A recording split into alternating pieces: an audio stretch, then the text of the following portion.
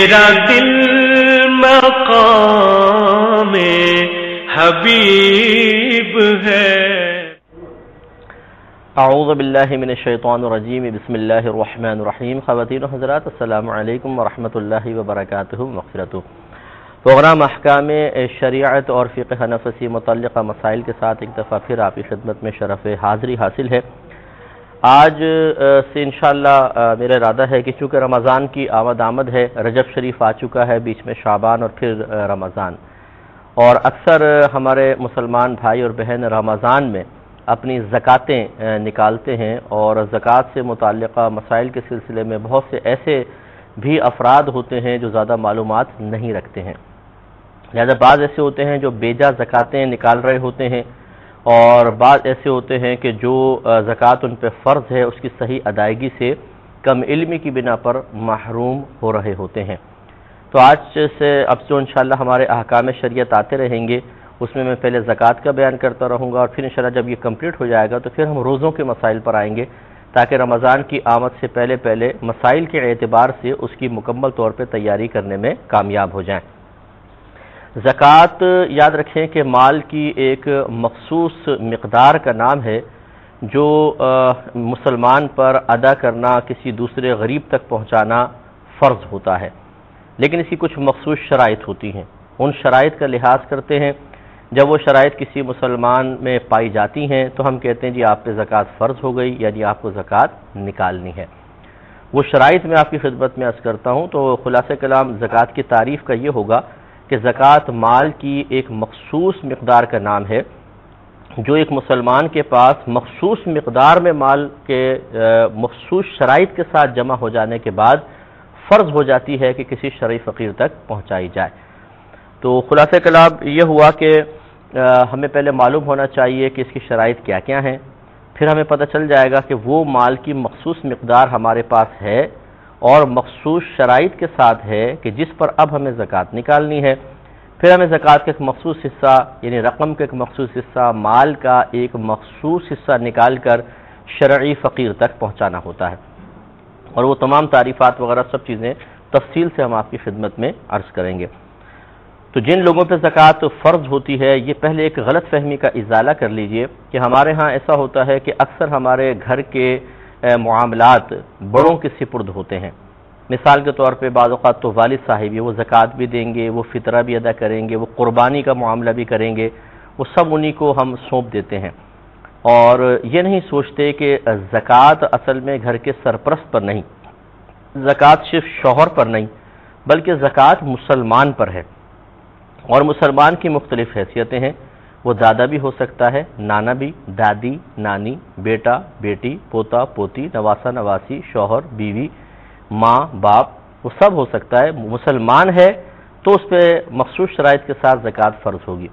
اس لیے یہ غلط طریقہ ہے کہ ہم سب لوگ گھر میں حساب کتاب نہیں کرتے ہیں، بہو نہیں کرے گی، جوان بیٹا نہیں کرے گا، بیٹی نہیں کرے گی، صرف زکوٰۃ کا معاملہ دیکھنا ہوگا تو والد صاحب نے دیکھنا ہے، اور وہی زکوٰۃ نکالتے رہیں گے۔ ایسی زکوٰۃ کی فرضیت جو ہے اس کے بہت سارے اسباب ہیں، 3 بنیادی اسباب ہیں۔ پہلی بات یہ کہ زکوٰۃ اس لیے ہم پہ فرض کر دی گئی تاکہ غریب تک مال کا ایک مخصوص حصہ پہنچے، اور معاشرے کا جو ایک مالی عدم توازن ہے وہ ختم ہو جائے، اور تمام ماحول متوازن ہو جائے، اعتدال میں آ جائے۔ اور اللہ تعالیٰ نے نظام زکوٰۃ اتنا خوبصورت رکھا ہے، اور پھر مال کی تقسیم اس طرح کر دی ہے کہ اگر مالدار صحیح طریقے سے مال کو ادا کریں، یعنی مال کی تقسیم سے میری مراد یہ ہے کچھ کو غریب رکھا، کچھ کو امیر رکھا، اور جن امیروں کو پیسہ دیا ان کو اس انداز سے اللہ نے دیا، اتنے حکیمانہ انداز سے کہ اگر وہ اپنی صحیح زکوٰۃ ادا کر دیں تو کوئی مسلمان ایسا رہ ہی نہیں سکتا کہ وہ تنگ دستی کا شکار رہے۔ صحیح طریقے سے زکوٰۃ ادا ہو، صحیح لوگوں تک پہنچے تو بہت اچھا ہے۔ تو پہلی بات یہ کہ معاشرے کا مالی عدم توازن ختم کرنا، دوسرا جو ایک زکوٰۃ ادا کرنے والے کی ذات کے اعتبار سے ہے کہ اس کے دل سے مال کی محبت کو دور کرنا، اور تیسرا ہے بخل کی لعنت کو دور کرنا۔ اب ہوتا یہ ہے کہ ہماری جو خاص طور پہ بہنیں ہیں جن کے پاس کئی سیٹ زیور کے پڑے ہوئے ہیں اور دیگر مال و متاع ہوتا ہے، وہ ہمیشہ تنگ دستی کا ہی شکار رہتی ہیں۔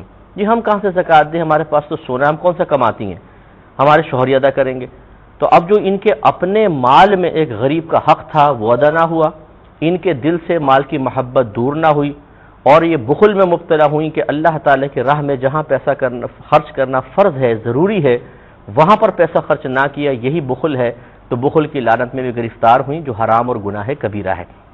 اس پر انشاءاللہ ہم تفصیلی کلام کریں گے، تو ہماری بہنوں کو بھی ذرا غور سے ان مسائل کو سننا چاہیے۔ پہلے کال لیتے ہیں۔ السلام علیکم۔ وعلیکم السلام مفتی صاحب، جی بہن۔ میرے 4 سوال تھے۔ پہلا یہ سوال ہے کہ کیا ہم ایسا کر سکتے ہیں کہ حضور صلی اللہ علیہ وسلم سے مخاطب ہو کے سلام کر کے درود بھیج کے ان سے دعا کی گزارش کر سکتے ہیں؟ ٹھیک ہے۔ اور دوسرا یہ سوال تھا کہ ہم کوئی سورہ وظیفے کے طور پہ پڑھیں تو کیا اس کو بھی ایصال ثواب کر سکتے ہیں؟ ٹھیک ہے، میں بہت معذرت چاہتا ہوں، آپ کی لائن ڈراپ ہو گئی ہے۔ ایک اور کالر ہیں۔ السلام علیکم۔ السلام علیکم جی سر، مجھے آپ سے پوچھنا ہے کہ جو معذور لوگ ہیں ان کا دنیا آخرت میں کیا اجر ہے اور کیا کون معذور لوگ؟ ہاں جی، معذور لوگ جی، ان کا دنیا آخرت میں کیا اجر ہے، کیا آخرت میں ان کے درجات عام لوگوں سے زیادہ ہے؟ جی۔ اور دوسرا سوال یہ کہ کیا یہ ضروری ہے کہ دکھ تکلیف دیکھ کے ہی اللہ تعالیٰ ہمارے گناہ بخشے؟ اگر ہم اللہ سے یہ دعا کریں کہ وہ اپنی رحمت سے ہمارے گناہ بخشے اور ہمیں دنیا آخرت میں ثانیہ دے، تو کیا یہ ٹھیک ہے؟ سیکنڈ کیا کہا آپ نے؟ کہ اگر ہم اللہ تعالیٰ سے یہ دعا کریں کہ دنیا آخرت میں ہمیں اپنی رحمت سے بخش دے ہمارے گناہوں کو بغیر دکھ تکلیف کے اور ہمیں جنت الفردوس میں جگہ دے دے، تو کیا یہ ٹھیک ہے عقیدہ؟ ٹھیک ہے۔ اور تیسری بات یہ کہ جو رشتے نہیں ہوتے ہیں کچھ لوگوں کے، تو کیا اس میں لوگوں کی اپنی غلطیاں ہوتی ہیں یا اللہ تعالیٰ کی طرف سے ہوتا ہے کہ وہ رشتہ طے نہیں ہوتا؟ ٹھیک ہے۔ اور بس سر، بہت شکریہ۔ میں انشاءاللہ عرض کرتا ہوں۔ ایک کالر ہمارے ساتھ ہیں۔ السلام علیکم۔ السلام علیکم مفتی صاحب۔ وعلیکم السلام۔ میرا پہلا سوال یہ ہے کہ آپ نے جو میت کے کپڑے بیچ کر ورثہ میں تقسیم کرنے کا مسئلہ بیان فرمایا تھا، کون سا؟ دوبارہ بولیں۔ میت کے کپڑے بیچ کر ورثہ میں تقسیم کرنے کا مسئلہ، جی جی۔ وہ کسی کو بتایا تو وہ کہنے لگی کہ ہمارے خاندان میں یہ رواج ہے کہ مرد کا انتقال ہو تو اس کے کپڑے بیٹے لے لیتے ہیں، عورت کا ہو تو اور بیٹیاں لے لیتی ہیں۔ تو ان کا یہ ہے کہ ورثہ کو اعتراض بھی نہیں ہوتا، اگر بیٹے لیں تو بیٹیاں نہیں بولتی، بیٹیاں لیں تو بیٹے نہیں بولتے، تو کیا اس طرح یہ کرنا صحیح ہے؟ ٹھیک ہے۔ اور دوسرا یہ ہے کہ دوسرا سوال یہ ہے، دوران نماز کسی کو اشارہ دینے کے لیے کھنکھانا یا تسبیحات وغیرہ جہر سے پڑھ دینا، کیا اس سے نماز پہ کوئی فرق پڑے گا؟ نہیں سمجھ نہیں آیا، دوبارہ کریں۔ دوران نماز کسی کو کسی بات کا اشارہ دینے کے لیے گلا وغیرہ صاف کرنا یا تسبیحات جہر سے پڑھ دینا، اس سے کیا نماز پہ کوئی فرق پڑے گا؟ ٹھیک ہے۔ اور تیسرا سوال یہ ہے کہ ایک گھر میں کئی لوگ رہتے ہیں، ان میں سے ایک فیملی ممبر اکثر گھر میں گانے وغیرہ لگائے رکھتا ہے، زید اس کو منع کرتا ہے تو وہ اس کے سمجھانے پہ کبھی تو گانے بند کر دیتا ہے، کبھی نہیں کرتا۔ تنگ آ کر زید نے اس سے کہا کہ تم میرے سامنے گانے مت سنا کرو، چاہے میری غیر موجودگی میں کر لو، تو کیا اس طرح کسی کو گناہ سے روکنا صحیح ہے کہ میرے سامنے نہ کرو، ویسے کرتے رہو؟ ٹھیک ہے۔ اور چوتھا سوال یہ ہے کہ کوئی لڑکی کسی دوسرے شہر میں جاب کرے یا تعلیم حاصل کرنے کے لیے جائے اور گرلز ہاسٹل میں رہے، تو کیا اس کا ایسا کرنا صحیح ہے؟ ہاسٹل میں لڑکی کا رہنا؟ جی، کسی دوسرے شہر میں جاب کرے یا تعلیم حاصل کرنے کے لیے جائے، کوئی مطلب ویسے کوئی مجبوری اس کی نہ ہو جاب کی اور تعلیم کی ایسا بہت مسئلہ نہ ہو، اپنے شہر میں بھی ہو سکتا ہو لیکن دوسرے شہر میں کرے تو ٹھیک ہے۔ پانچواں سوال یہ ہے کہ ایک مسلمان غیر مسلم کا باڈی گارڈ تھا، ایک غیر مسلم پر قاتلانہ حملہ ہوا جس میں اس غیر مسلم کو بچاتے ہوئے مسلمان مر گیا، کیا وہ شہید کہلائے گا؟ اور بس شکریہ، السلام علیکم۔ جی انشاءاللہ۔ ایک اور کالر ہے۔ السلام علیکم۔ وعلیکم السلام۔ بھائی ہمارے یہ سوال ہے کہ پرائز بانڈ جو ہے وہ لینا جائز ہے یا نہیں ہے شریعت میں؟ اچھا۔ اور جی وہ کھلنا ہے جو نمبر وہ اس پہ زیادہ ملتے ہیں پیسہ، وہ بھی جائز ہے یا نہیں ہے، یہ میرا سوال ہے۔ جی جی۔ اور صحیح، جو یہی میرا سوال ہے صحیح۔ جی میں عرض کرتا ہوں انشاءاللہ۔ ایک مختصر سا بریک لیں گے، ہمیں یقین ہے آپ ہمارے ساتھ ہی رہیں گے۔ حبیب ہے۔ بسم اللہ الرحمن الرحیم۔ ایک مزید کال لیں گے، پھر انشاءاللہ مسائل کی طرف آتے ہیں۔ السلام علیکم۔ السلام علیکم مفتی صاحب۔ جی وعلیکم السلام۔ مفتی صاحب میں یاسر بات کر رہا ہوں۔ جی فرمائیے۔ مفتی صاحب میری 3 کوشچنس ہیں۔ جی بولیں۔ پہلا کوشچن یہ ہے کہ میرے والد صاحب جن کا انتقال ہو گیا کچھ مہینے پہلے، تو انہوں نے اپنی زندگی میں میرے ہونے والے بیٹا یا بیٹی کے لیے سونے کا لاکٹ خرید کے دیا تھا. اچھا. تو اب پوچھنا یہ ہے کہ چونکہ ابھی پیدائش ہوئی نہیں ہے میرے یہاں بیٹا یا بیٹی کی، تو پوچھنا یہ ہے کہ اس سونے کے لاکٹ کا کیا حکم شرع ہوگا؟ مطلب یہ کہ بچے کا حق ہے یا پھر کیا اس کا شرعی حکم ہے؟ ٹھیک ہے. تو آپ کا وہ بچہ بھی پہلے اس وقت حمل ٹھہر گیا تھا زوجہ کو؟ جی جب انہوں نے دیا تھا تو اس وقت حمل ٹھہر گیا تھا. جی ٹھیک ہے، میں عرض کرتا ہوں. اور اچھا، دوسرا کوشچن یہ ہے کہ اگر عقیقے کی نیت سے مفتی صاحب گائے ذبح کی جائے جی تو کیا پوری گائے کا گوشت عقیقے کے گوشت میں شمار ہوگا یا پھر صرف ایک یا دو حصہ عقیقے کے گوشت میں شمار ہوں گے؟ ٹھیک ہے. اور تیسرا سوال مفتی صاحب یہ ہے کہ چند نام میں عرض کر رہا ہوں، کائنڈلی اس کے معائنی بتا دیجیے گا. یہ آپ مجھے کوئی میسج وغیرہ کریں نا تو زیادہ بیسٹ ہوتا ہے کہ ہر ایک کے معنی فوراً ذہن میں ہوتے بھی نہیں ہیں، کیونکہ وہ بہت سارے نام ہیں تو وہ ڈکشنری وغیرہ دیکھ کر پھر آپ کو بتا دیں گے. وہ آپ کنٹرول روم سے میرا فون نمبر لے لیجئے گا تو پھر میں آپ کو بتا دوں گا. ٹھیک ہے چلیے. تو اب یہ مسائل تھوڑے سے عرض کرتا ہوں پھر میں جوابات کی طرف آؤں گا. تو جس پر زکوٰۃ میں آپ کو عرض کر رہا تھا کہ جو ہمارے گھر کی خواتین ہیں یہ چونکہ اپنے سونے کے لاکٹس وغیرہ سے، سونے کے سیٹ سے بہت زیادہ محبت کرتی ہیں اور چاہتی نہیں ہے کہ یہ سونا ان سے جدا ہو جائے، کیونکہ جدا ہونے کا مطلب ہے سیٹ کا خراب ہو جانا، اور یہ نہیں چاہتی. یہ چاہتی معذرت کے ساتھ یہ کہتی ہیں آخرت چاہے خراب ہو جائے، اللہ تعالیٰ مجھ سے ناراض ہو جائے، کوئی مسئلہ نہیں ہے، میرا سیٹ خراب نہیں ہونا چاہیے. تو وہ ذمہ داری ڈال دیتی ہیں شوہر پر. اب یقیناً شوہر اگر ان کی اجازت سے ان کی طرف سے زکوٰۃ ادا کرے گا ادا ہو جائے گی. لیکن جو اصل مصلحت شرع پوشیدہ تھی کہ صاحب مال کے دل سے مال کی محبت کو نکالنا، بخل کو دور کرنا، وہ تو نہ ہوا. تو ہم نے مقاصد شرع فوت کر دیے اس بخل کی وجہ سے، مال کی محبت کی وجہ سے. اور اس طرح ایک خاتون تھی، نبی کریم صلی اللہ علیہ وسلم نے ان کے پاس کچھ زیور دیکھے پہنے ہوئے تھے، تو آپ نے ارشاد فرمایا کہ کیا تم نے ان کی زکوٰۃ ادا کر دی ہے؟ عرض کی نہیں. جی ہاں. تو فرمایا اگر تم نہیں ادا کرو گی تو تمہارے ساتھ جہنم میں ایسا ایسا کیا جائے گا. تو ان خاتون نے اسی وقت، ایک روایت میں ہے کہ وہ کڑے وغیرہ تھے، وہ اتار کے فوراً بارگاہ رسالت میں دے دی. یا رسول اللہ میں اس کو اللہ اس کے رسول کی بارگاہ میں دیتی ہوں. ہو سکتا ہے کہ ان کو مسئلہ معلوم نہ ہو، سرکار نے بیان فرمایا تو ایک لمحہ نہ لگایا اور انہوں نے فوراً وہ دے دیے. تو جس کے دل میں واقعی آخرت کا صحیح یقین کامل ہو، کیونکہ ہمیں یقین ہے آخرت کا لیکن وہ بھی کاملیت کے درجے تک نہیں پہنچا ہے، کیونکہ جب یقین کاملیت کے درجے تک پہنچ جاتا ہے تو انسان کو کسی نہ کسی عمل پر مجبور کر دیتا ہے. مثال کے طور پہ اگر آپ کو یقین ہو کہ آپ رات کو 2 بجے گھر سے باہر نکلیں گے تو لٹ جائیں گے، اس وقت باہر جو ہیں وہ راہزن گھومتے ہیں، تو آپ کبھی بھی رات کے 2 بجے باہر نکلنے کی زحمت گوارا نہیں کریں گے. حالانکہ ضروری نہیں ہے کہ آپ کو واقعی کوئی مل بھی جائے، لیکن اگر یہ معروف بھی ہو جائے، مشہور بھی ہو جائے کہ باہر آپ کو لوٹ لیا جائے گا تو آپ 2 بجے کبھی باہر نہیں نکلیں گے. تو دیکھیں ایک یقین کامل حاصل ہوا، جو آپ کے حد تک یقین کامل تھا تو اس نے مجبور کر دیا کہ آپ گھر میں اپنے آپ کو مقید کریں. بس آخرت کے بارے میں بھی ایسا ہی یقین درکار ہوتا ہے جو کاملیت کے درجے تک پہنچ چکا ہو کہ وہ مجبور کرتا ہے کہ انسان عمل کرے، اور اس عمل کو کرتے ہوئے انسان کو کوئی تکلیف نہیں ہوتی ہے، وہ بہت ہی آسان عمل لگتا ہے، کیونکہ یقین کامل جب حاصل ہو جائے تو اس کے بدلے میں یا اس کے مطابق، اس کے تقاضے کے مطابق عمل کرنا، انسان اس میں کوئی تکلف محسوس نہیں کرتا ہے. اگر آپ کو یقین کامل ہو کہ میرے گھر پر آج شام کو مہمان آئیں گے، بتائیں آپ کھانا بنائیں گے کہ نہیں بنائیں گے؟ تو ضرور تیاری کریں گے. لیکن اگر آپ شبہ ہو کہ پتہ نہیں آئیں گے یا نہیں آئیں گے تو پھر آپ کبھی بھی نہیں کریں گے. تو جب یقین تو ہو لیکن کاملیت کے درجے تک نہیں پہنچتا تو ہم عموماً عمل میں پس و پیش کرتے ہیں، لیکن جب یقین کامل ہو جاتا ہے تو کوئی نہ کوئی عمل کرتے ہیں.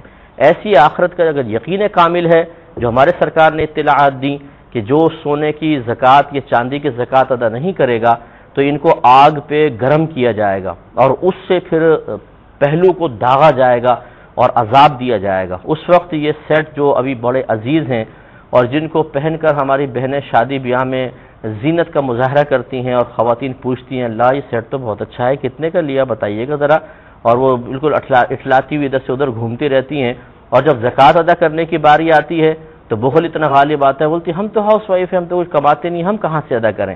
تو شوہر کو تو یہ محبتیں جو مال کی ہیں یہ بہت خطرناک ہیں اور یہ آخرت میں اللہ نہ کرے عذاب کا سبب بن سکتی ہیں.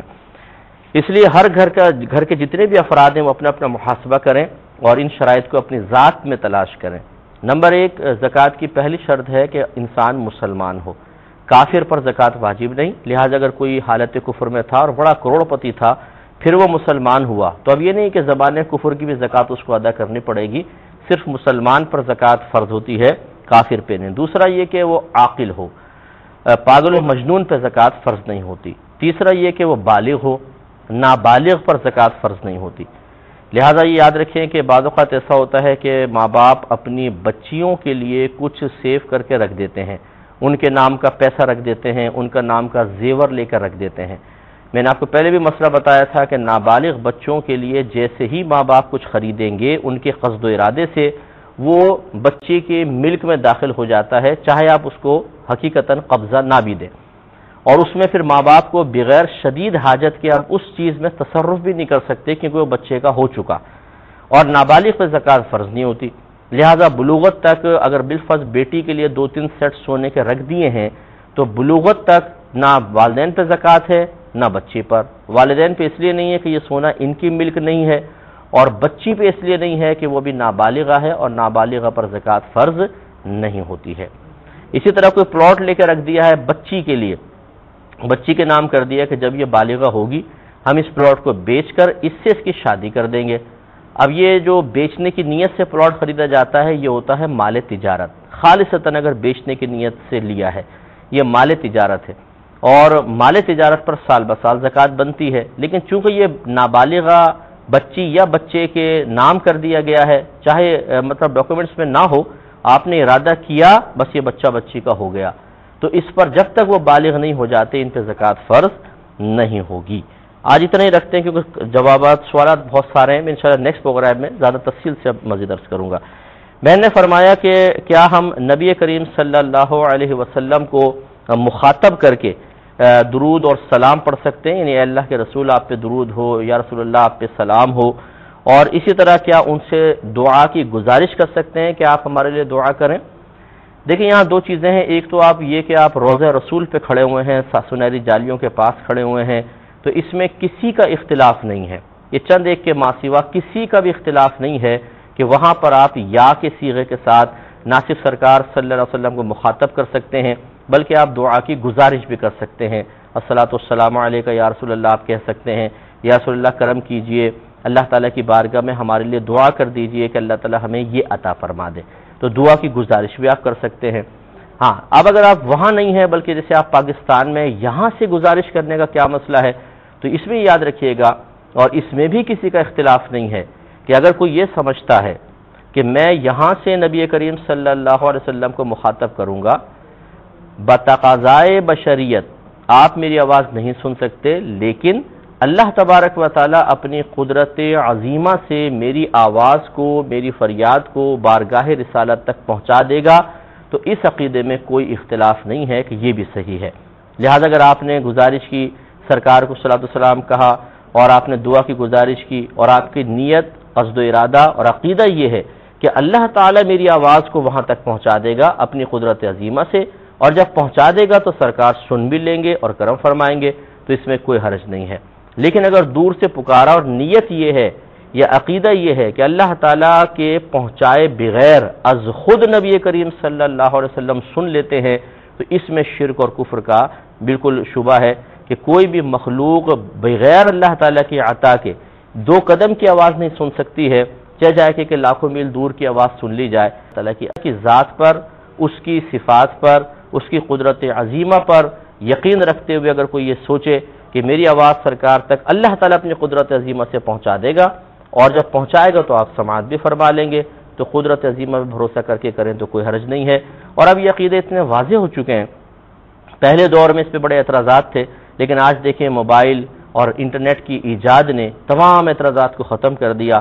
آج مخلوق کی ایجاد کردہ چند ڈیوائسز جو یقیناً فاعل حقیقی اللہ تعالیٰ ہے، مخلوق تو ایک سبب ہے درمیان میں، لیکن اللہ تعالیٰ نے گویا کہ ان ایجادات کے ساتھ جو ہمارے اکابرین کے عقائد تھے ان کی توثیق فرما دی ہے کہ ہزاروں میل دور بیٹھ کر ایک آدمی فوراً ایک آواز کو سن سکتا ہے، لیکن اللہ تعالیٰ کی عطا سے۔ تو یہ نبی کریم کے لیے ماننے میں کوئی حرج نہیں ہے۔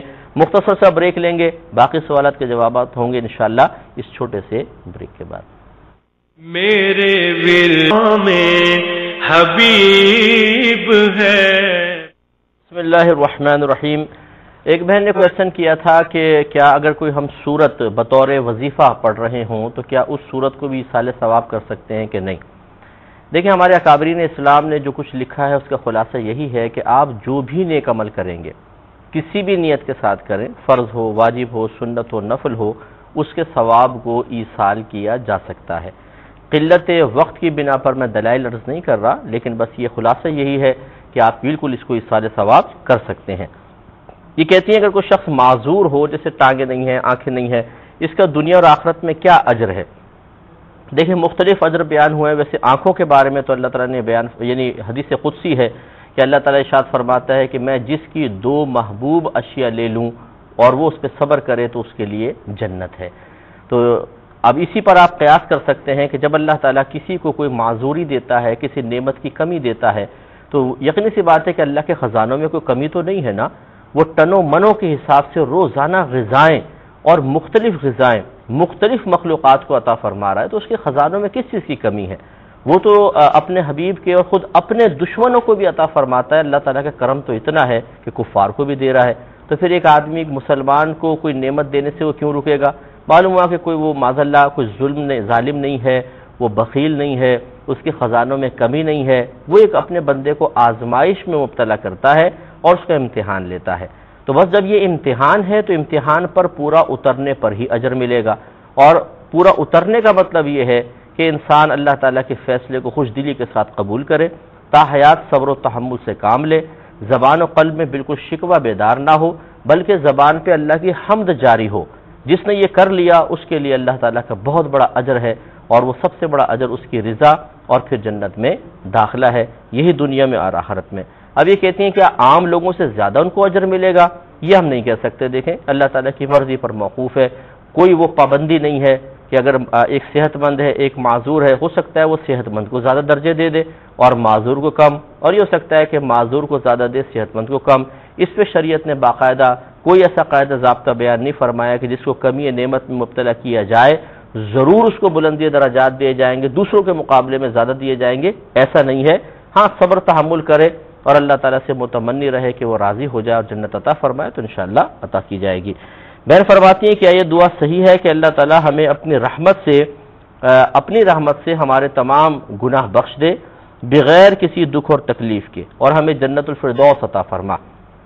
ठीक है, ये दुआ में कोई हर्ज नहीं है। अल्लाह ताला की रहमत से ही हकीकतन गुनाह बख्शे जाते हैं, अल्लाह ताला की रहमत से ही हम दाखिल जन्नत होंगे। सैयद दो आलम सल्लल्लाहु अलैहि वसल्लम ने एक मरतबा यही बात बयान फरमाई कि हर शख्स जन्नत में अपने अमल से नहीं बल्कि फ़कत अपने रब की रहमत से दाखिल होगा। तो सहाबे किराम अलैहिम रिदवान ने अर्ज़ किया रसूलुल्लाह सल्लल्लाहु अलैहि वसल्लम, क्या आप भी? फरमाया कि हाँ, मैं भी। कितनी बड़ी बात है कि सरकार ने जितने आपने अमाल किए उनमें से किसी अमल को शुमार ना फरमाया, उस पर कोई उज्ब खुद पसंदी नहीं है, कोई उसमें बड़ापन नहीं है, कोई उसमें ज़ाती कमाल के पहलू तलाश नहीं फरमा रहे, बल्कि वो सारे अमल ठीक है अल्लाह की तौफीक से हो गए, लेकिन मैं भी जन्नत में जाऊंगा तो सिर्फ अपने रब की रहमत से जाऊंगा। तो हमें भी ये जहन बनाना चाहिए। तो इस दुआ में कोई बज़ाहिर गलती नहीं है। ये कहते हैं कि अगर किसी की शादी ना हो बिलफर्ज, तो क्या वो ये सोचे कि मेरी किसी गलती का ये खमियाजा है या फिर ये अल्लाह ताला की तरफ से ही होता है। देखिए, पहली बात तो याद रखें कि हर चीज़ का फ़ाइल हकीकी हमारा रब है, ये उसके फैसले से ही होता है। हाँ, ये ज़रूर है कि अल्लाह का फैसला भी होता है और बाज़ औक़ात इंसान का अमल भी ऐसा हो जाता है कि आप जो भी चीज़ है, जो भी मामला है, उसे उस शख्स की गलती की तरफ भी मंसूब कर सकते हैं और अल्लाह ताला की तरफ भी कर सकते हैं। मिसाल के तौर पे एक लड़का या लड़की है, वो कहते रहे कि जी अभी शादी की क्या ज़रूरत है, ज़िंदगी से एंजॉय करो, और फिर जब ओवर एज हो गए और शादी की कोशिश की तो ना हुई। अब ये बताइए कि ये इस शख्स की तरफ से, अल्लाह की तरफ से? तो कोई ये तो कह ही नहीं सकता कि अल्लाह की तरफ से नहीं है, क्योंकि अल्लाह ताला की तरफ से ना होने का मतलब ये है कि अल्लाह ताला तो चाहता था कि शादी हो जाए, इसने उस फैसले को बदल दिया गोया कि ये तो कुफ्र है। मालूम हुआ कि ये देर अल्लाह ताला की तरफ से ही थी, लेकिन आप ये आप कर सकते हैं कि उसको अल्लाह की तरफ मंसूब कर दें कि अल्लाह ताला ने इसकी किस्मत में शादी नहीं लिखी थी, और आप ये भी कह सकते हैं कि तुम्हारे ही ये फैसले थे जिसकी तुम्हें गोया कि इस तरह से सज़ा मिल रही है, ये तुम्हारा नतीजा यही निकलना चाहिए था कि भाई आपने इस तरह खुद किया है। तो यूं असल फ़ाइल हकीकी अल्लाह ताला है, लेकिन हमें होना ये चाहिए कि जब कोई अच्छा काम हो जाए تو ہم اسے اللہ کی طرف منسوب کریں. میں نے نماز پڑھ لی میرا کمال نہیں ہے، میرے رب نے پڑھوائی ہے حقیقتاً. اور اگر غلطی ہو جائے تو اسے اللہ کی طرف منسوب نہ کریں، اپنی طرف کر لیں. کاروبار تباہ ہو گیا اور ہماری حماقت سے ہوا ہے تو فاعل حقیقی تو اللہ تعالیٰ ہی ہے کہ اس نے فیصلہ فرمایا تھا کہ اس وقت اس کا کاروبار تباہ ہوگا، لیکن ہم اس کو اللہ کی طرف منسوب نہ کریں. بہتر ہے ہم یہ کہیں کہ یہ مجھ سے ہوا ہے اور میری وجہ سے ایسا ہوا ہے. جو غلط فیصلے ہوتے ہیں، کوئی غلط گناہ وغیرہ ہم کر لیتے ہیں، سب ہمارے ہی شامت اعمال کا نتیجہ ہوتا ہے، اپنی طرف اس کو منسوب کرنا چاہیے. یہ فرماتی ہیں کہ کسی خاندان میں یہ رواج ہے کہ کوئی مرد فوت ہو جاتا ہے تو اس کے کپڑے بیٹے لے لیتے ہیں، اور عورت فوت ہوتی ہے تو اس کے کپڑے بیٹیاں لے لیتی ہیں. ہم نے ایک مسئلہ بتایا تھا کہ بہتر یہ ہے کہ جو بھی مال قیمتی ہوتا ہے اس میں وراثت جاری ہوتی ہے، تو یوں کر لیں کہ بیچ کر اس سے جو پیسہ آ جائے وہ تقسیم کر لیں. اب یہ کہتی ہے اگر ایسا ہو جائے تو اس میں کوئی حرج نہیں ہے. یہ مطلب سمجھ لیں کہ مصالحت ہو گئی ہے ایک مال کے اوپر، کہ یہ ہو سکتا ہے کہ ایک وارث اپنا کچھ مال چھوڑ کر کسی اور مال کے اوپر صلح کر لے. یہ ہو سکتا ہے. مثال کے طور پر اگر بھائی بہن آپس میں کہیں کہ بھئی یہ دکان، ایک بھائی کہے یہ تم میرے لیے چھوڑ دو تو میں مکان میں سے اپنا حصہ چھوڑ دیتا ہوں. یہ اس طرح کی مصالحت ہو سکتی ہے کہ دوسرے وارث اگر راضی ہو جائیں کہ چلو ٹھیک ہے تو اس طرح اپنے حصے آپ ترک کر سکتے ہیں، اس کی گنجائش نکل سکتی ہے. تو ادھر صلح کی ایک صورت بن جاتی ہے کہ باقی ورثاء کا حق تھا اس کپڑوں میں، لیکن انہوں نے کہا ٹھیک ہے یہ تم لے لو اور ہم اس میں سے لے لیتے ہیں حصہ، یا ہم اپنا حصہ چھوڑ ہی دیتے ہیں. یا یوں کر لیں کہ بہتر یہ ہوتا ہے کہ اس سے کوئی نہ کوئی بدلہ مقرر کر لیا جائے کہ تھوڑا بہت مکان میں زیادہ دے دیں، تھوڑا کیش میں زیادہ دے دیں، تاکہ یہ نہ ہو کہ تقسیم سے قبل وراثت کو معاف کرنا لازم آ جائے. ویسے یہ ہے طریقہ کار بالکل صحیح، اس میں کوئی حرج نہیں ہے. یہ کہتی ہیں کہ اگر اس طرح ہو کہ ہم نماز پڑھ رہے ہیں اور کوئی کسی کو ہم کچھ بات سمجھانا چاہتے ہیں یا کسی خطرے سے روکنا چاہتے ہیں، کوئی تنبیہ کرنا چاہتے ہیں، تو اگر ہم تسبیحات کو جہر سے پڑھ دیں، جیسے اللہ اکبر اس طرح کر دیں، اس کو احساس ہو جائے، یا اس طرح گلا سے اشارہ کر دیں، تو کیا یہ صحیح ہے؟ دیکھیں دوران نماز توجہ مکمل طور پہ اللہ تبارک و تعالیٰ کی جانب ہونی چاہیے. لہٰذا اگر بلا ضرورت ایسا کوئی کام کیا تو سخت مکروہ ہے.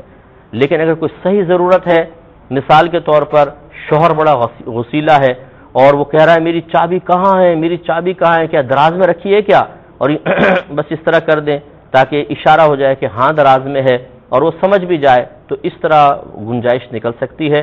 تو صحیح مصلحت کی بنا پر تو اس طرح ہو سکتا ہے، لیکن بغیر وجہ سے یا چھوٹی چھوٹی معمولی وجوہات کی بنا پر اس طرح نماز میں خالق کی طرف سے توجہ ہٹا کر مخلوق کی طرف مبذول کروا دینا یہ قطعاً غیر مناسب ہے. نبی کریم صلی اللہ علیہ وسلم ایک مرتبہ بخاری کی روایت ہے، ایک قبیلے میں صلح کروانے کے لیے تشریف لے گئے.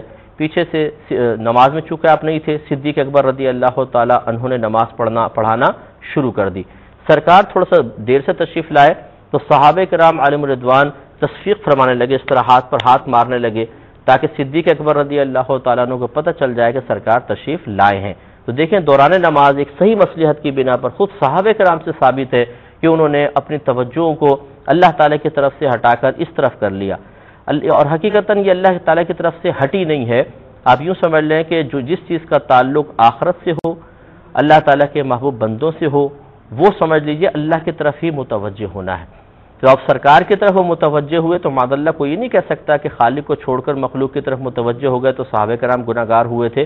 ایسی بات نہیں ہے، کیونکہ اللہ کے نبی بھی اللہ تعالیٰ سے تعلق رکھتے ہیں، تو نبی کی تعظیم گویا کہ کی ہی اس لیے جا رہی ہے کہ اللہ کی تعظیم مقصود ہے.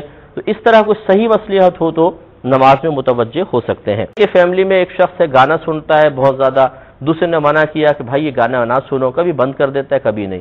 اب یہ منع کرنے والا بعض اوقات یوں کہہ دیتا ہے کہ بھائی جب میں ہوں نا تو گانے مت سنا کرو، میرے بات چاہے سن لینا. کیا یہ صحیح ہے؟ تو یہ بالکل غلط ہے. یہاں تک تو صحیح بھی میرے سامنے گانے مت سنا کرو، لیکن میرے بعد سن لینا، یہ گناہ کی اجازت دینے والے ہم کون ہوتے ہیں؟ یہ گناہ گار ہوں گے.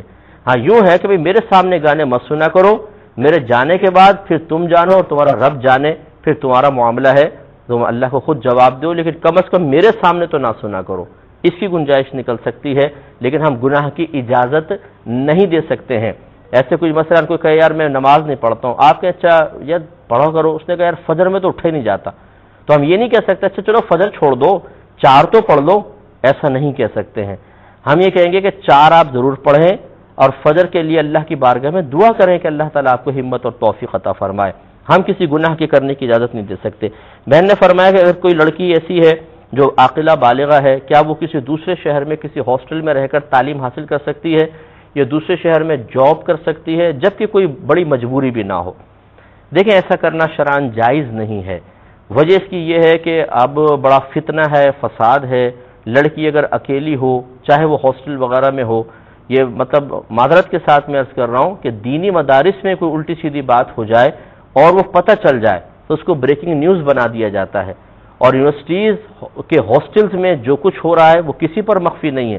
میں یہ نہیں کہہ رہا ہوں کہ ہر بچہ بچی ایسا ہے، لیکن میں خود اس دنیا میں رہتا ہوں، مجھے معلوم ہے، اور خود وہاں کے لوگ ہم سے مسئلے معلوم کرتے ہیں کہ کیا کچھ ہوتا ہے، تو یہ سب جانتے ہیں، اس میں کوئی برا ماننے والی بات نہیں، لیکن اس کی کبھی بھی بریکنگ نیوز چلتے ہوئے آپ نہیں دیکھیں گے۔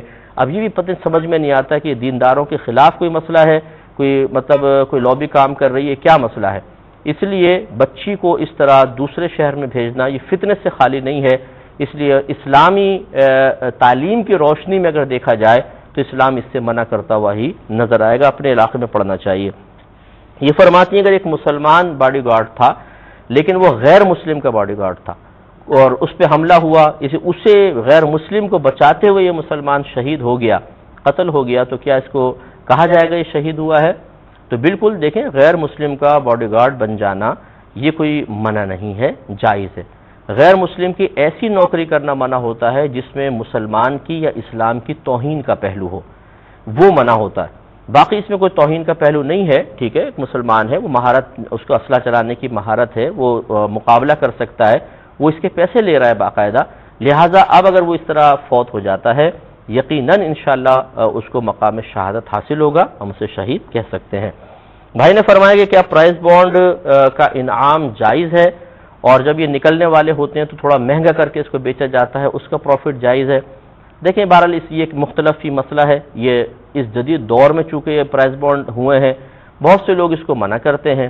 ہمارے پاس، ہمارے نزدیک جو ہمارے پاس دلائل ہیں اس کی روشنی میں یہ ایک مال تجارت ہے، اور یقینی سی بات ہے جب سیزن آتا ہے تو مال تجارت مہنگا کر کے بیچا جاتا ہے، تو اس کو بالکل سیزن کے ٹائم پر مہنگا کر کے بھی بیچ سکتے ہیں۔ دوسرا اس کا جو انعام نکلتا ہے ہمارے نزدیک اس میں حقیقتاً نہ سود کا معنی پایا جاتا ہے نہ جوئے کا معنی پایا جاتا ہے، لہٰذا اس کا انعام بھی جائز ہے۔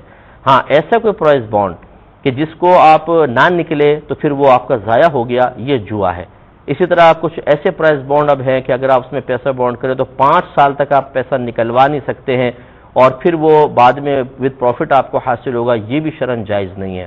لیکن یہ جو ہے کہ آپ نے لے لیا، انعام نکلا، ٹھیک ہے، ورنہ آپ بیچ سکتے ہیں اس کو، ایک پیسہ بھی آپ کا کٹتا نہیں ہے، اس کی بالکل گنجائش نکل سکتی ہے۔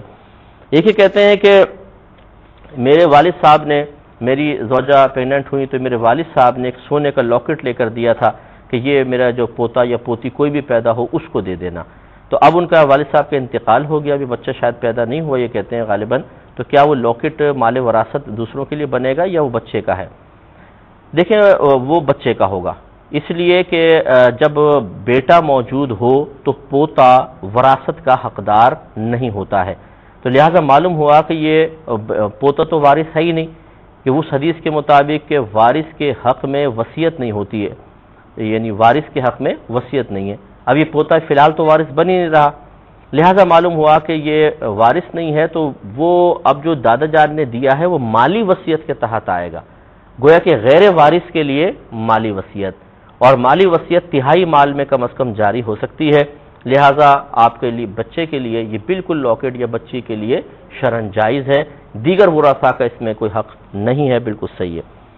ایک ہی کہتے ہیں کہ اگر ایک گائے عقیقے کی نیت سے خریدی اور پھر وہ ذبح کی تو کیا وہ پوری کی پوری گائے عقیقے میں شمار ہوگی یا اس کے 1-2 حصے ہوں گے؟ جیسے لڑکے کے لیے 2 بکرے ہوتے ہیں، لڑکی کے لیے 1 بکرا ہوتا ہے، تو کیا وہ گائے کے 2 حصے عقیقے میں شمار ہوں گے، باقی کس میں ہوں گے، یا کیا حکم ہے؟ دیکھیں مسئلہ یہ کہ جب آپ نے پوری ایک گائے عقیقے کی نیت سے ذبح کی ہے تو پوری کی پوری گائے وہ عقیقے میں شمار ہوگی۔ ہاں اگر آپ چاہیں تو یوں آپ کر سکتے ہیں کہ 2 حصے لڑکے کے لیے کر دیں، اور گھر کے بچے ہوں تو ان کے عقیقے بھی اس میں شامل کر دیں، 1-1 حصہ ان کے لیے کر دیں، اور لڑکے کے لیے بھی 2 حصے کو فرض یا واجب نہیں ہے، بہتر ہے، سنت ہے، مطلب یہ کہہ لیں سنت مستحبہ ہے۔ اگر آپ یوں کریں کہ 7 بچوں کا عقیقہ ایک گائے میں کرنا چاہیں تو 1-1 حصے کے اعتبار سے بالکل 7 عقیقے آسانی کے ساتھ ہو سکتے ہیں، آپ کر سکتے ہیں، لہٰذا اس میں کوئی ٹینشن کی بات نہیں، اور ضمن یہ بھی عرض کر دیتا ہوں کہ بعض لوگ یہ سمجھتے ہیں جی عقیقے کا گوشت ماں باپ دادا دادی نانا نانی نہیں کھا سکتے ہیں، باقی لوگ کھائیں گے. ایسا بالکل بھی نہیں ہے. عقیقے کے جانور کا وہی حکم ہے جو قربانی کے جانور کا ہے. عمر بھی ویسی دیکھی جائے گی، عیوب سے پاک و صاف بھی ہوگا. اور اسی طرح اس جانور کے گوشت کا وہی حکم ہے جو قربانی کے جانور کے گوشت کا ہے، کہ چاہیں تو خود رکھ لیں سارا کا سارا، مرضی ہے، چاہے پورا کا پورا صدقہ کر دیں تب بھی مرضی ہے، چاہے اس کے 3 حصے کریں، ایک دوست رشتہ داروں کو دے دیں، ایک دوست احباب کو دے دیں، ایک غریبوں میں صدقہ کر دیں تب بھی صحیح ہے. یہ بھی صحیح ہے کہ آپ پکا کر اپنے رشتہ داروں کو بھی کھلائیں، خود بھی کھائیں، سب میں تقسیم کر دیں، ہر طریقے سے جائز ہے. ہمارا ای میل ایڈریس اب اسکرین پہ آپ کو نظر آ رہا ہوگا. جو بھائی بہن یہاں کال نہیں کر سکتے یا کال نہیں ہو پاتی ہے، ارجنٹ مسئلے ہوتے ہیں، تو آپ ہمیں بالکل میل کر سکتے ہیں، ہم ان کے جواب دینے کی بھرپور کوشش کریں گے. دیر سویر ہو جائے تو معاف کر دیجیے گا کہ ہماری کثیر مصروفیات ہوتی ہیں، وقت نکالتے ہیں، بہت وقت نکالتے ہیں، پھر بھی تھوڑی کوتاہی ہو جائے تو معافی، لیکن جواب انشاءاللہ آپ کو ضرور مل جائے گا. اب اپنے میزبان کو، ہماری کیو ٹی وی کی پوری ٹیم کو اجازت مرحمت فرمائیں. آپ ہمارے لیے دعا کیجئے، ہم آپ کے لیے دعا گو ہیں کہ اللہ تبارک و تعالی ہمیں تا حیات بخل کی لعنت سے اور مال کی اس محبت کی لعنت سے محفوظ فرمائے جو اللہ تعالی کی راہ میں مال کو خرچ کرنے کے راہ میں رکاوٹ بن جائے. آمین. وآخر دعوانا ان الحمدللہ رب العالمین. میرے ورد لب ہے نبی نبی، میرا دل مقام حبیب ہے.